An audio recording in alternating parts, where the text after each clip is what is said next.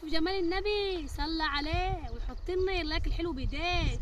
وحياة حبيبك النبي ما انت معدي غير اما تصلي على حبيبنا رسول الله صلى الله عليه وسلم، عليه افضل الصلاه والسلام.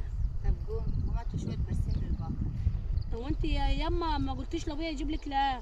طب زي بعض نسيت، قوم هاتوا شويه برسيم. ما انا ما فيش حاجه اسمها نسيت، روحي نادي نجري، ما هم قال جنب البقره هناك اهو. طب زي بعض. مانيش قايمه ولا جايبه برسيمات ولا حاجه. انت تخصي؟ الواحده رخيص، الواحده جايه تغير جو من عند جوزها، امها جايباها مقعداها جنب البهايم، طلعت وقومي حاطه شويه فريس، قومي حاطه شويه برسيم. انت بتقطعي يا اختي، بتفحتي في الصخره عند جوزك. بدل ما تقسمي براميل رز كده يا اما، وتكر بط تجيبهم لي الغيط. وانت بتشبعيش ديكوره بط؟